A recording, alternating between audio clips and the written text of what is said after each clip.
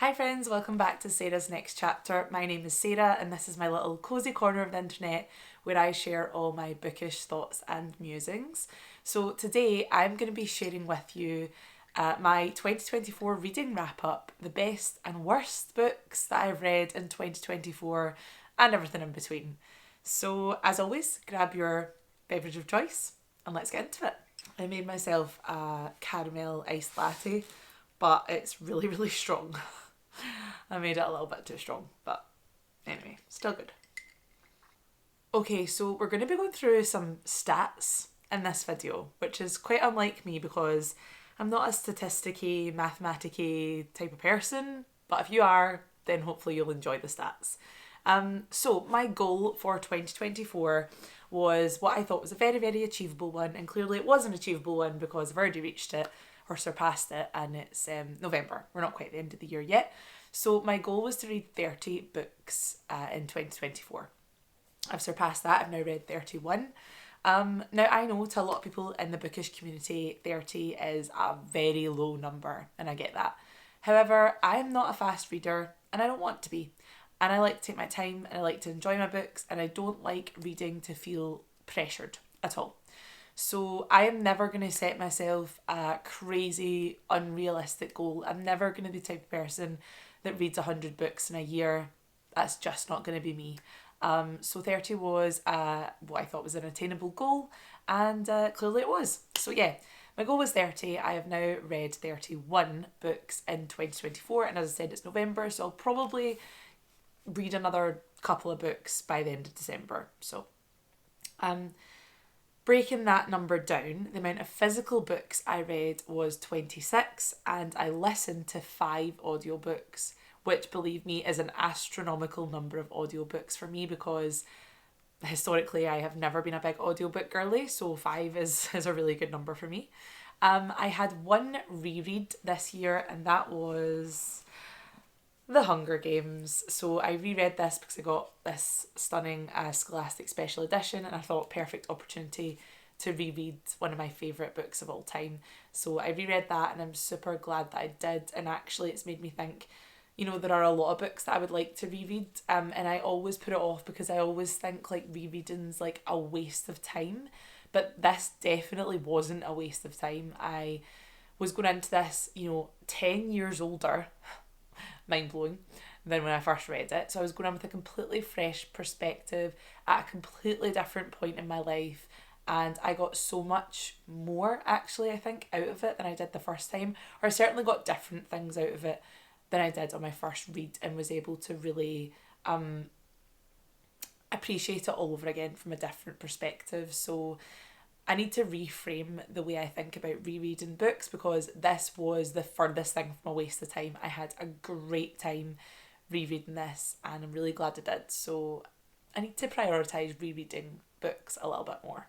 So let's get into my favourite and least favourite books of the year. So my favourite book that I read in 2024 is, drumroll please, The Ghostwoods by C.J. Cooke. I think that will come as a surprise to no one if you're familiar with my channel or my book talk.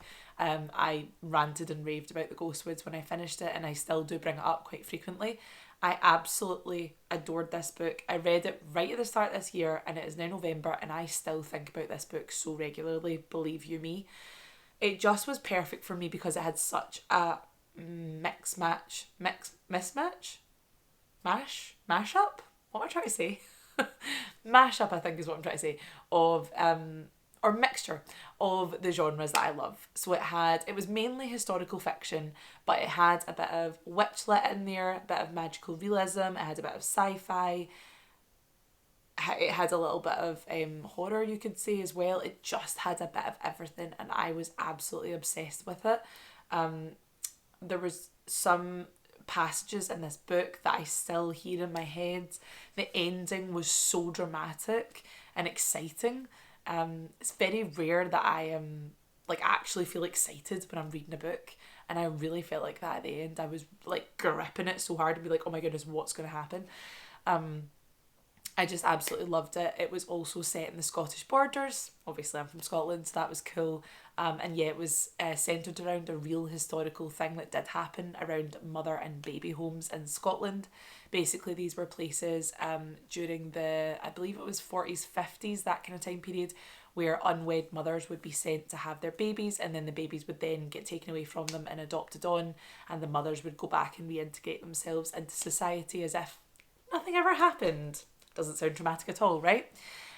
So yeah, I just absolutely love this book. If you haven't read it, do yourself a favour and read it, because I guarantee you're going to enjoy it. My least favourite book of the year was The Last Word by Taylor Adams. Again, I read this right at the start of the year, so I had a very polarising start to this year. I very rarely rate books 1 star. This was a 1 star. I can't even bother talking about I can't even bother talking about it, but very briefly, it was, I guess I would describe it as like a slasher novel, sort of. It was kind of given like Halloween vibes, as in the movie Halloween. Basically, it's this woman who is like trying to recover from a traumatic event that happened to her, and she is house sitting on this really sparsely populated area. I don't actually know what it is now that I think about it. But yes, she's house sitting in this kind of sparsely populated area, this house, and she is just passing her time by reading cheap books on her Kindle. And she reads this book that she doesn't like, she gives it a bad review online, and then basically the author turns up and tries to kill her. That's it. And, you know, I knew that was the premise going in, but I thought there'd be more... I just thought it would be more cleverly executed than it was. So yeah, 1 star from me for that book. Did not enjoy it. So I thought I would talk about the book that most surprised me this year. Book that I maybe went into with not very high expectations, but actually ended up having a really good time reading it. And that was definitely The Two Twisted Crowns by Rachel Gillig. The Shepherd King duology in general could have included, but I enjoyed this one the most. So my best friend sent me the first book in this duology, which is One Dark Window, because she absolutely loves it. These are her favourite books. And this is like a dark, gothic, romantasy. Yeah, there's like magic in this book. But yeah, I would describe it as like a dark kind of romantasy at its core. So it's not my typical vibe, typical genre, not the typical book I would pick up at all. However, I was pleasantly surprised. I enjoyed One Dark Window, and I really, really enjoyed Two Twisted Crowns. Not something I'd probably ever read again. Like, I wouldn't probably pick it up again and go back to reread it. But I really enjoyed the time I had reading it. And I think that's valuable in itself. And I thought I would finish off this video in a... I thought I'd finish off this video on a sour note. And talk about my most disappointing book of 2024. And I think that's got to be The Blue Hour by Paula Hawkins. I didn't hate this book. I know a lot of people really did. I didn't hate it. And I did read it fast, and it was fine. I was just expecting more, because Paula Hawkins wrote The Girl in the Train, which was, you know, I mean, international bestseller. Obviously they made a movie adaptation of it, like a really, really exciting, interesting book. And I've liked the other books that she's put out as well. I liked Into the Water, and I liked A Slow Fire Burning. This one just didn't hit the mark for me. It just wasn't as exciting or interesting. None of the characters were even remotely likeable. It just fell a bit flat, and it's a shame, because I think it had a pretty cool premise. It just didn't really pan out that way. So yeah, there we have it. That was a little breakdown of my 2024 reading year. Please let me know in the comments if you've read any of these books, what your thoughts are, or if you're interested in reading any of them after hearing me talk about them. I'll also include my Goodreads link, so you can follow me on Goodreads and interact with me there as well if you like. I just wanted to finish this video by sharing some very exciting news. So if you don't know, I am an actor as well as a book talker, booktuber, and a film that I am in called Skinjacker is now available to buy or rent on Amazon Prime. So I will have that linked in the description below if you would like to see me and a bunch of amazingly talented Scottish actors. The film is set on the Isle of Skye. It is a horror sci-fi film. It is an independent film, written and directed and produced by people from Scotland, a Scottish cast and crew, which I'm so proud of. It has won a lot of awards in film festivals, and yeah, it's now finally available to watch on Amazon Prime. So yeah, I'll have that link below as well. Let me know what you think. I'd really appreciate it.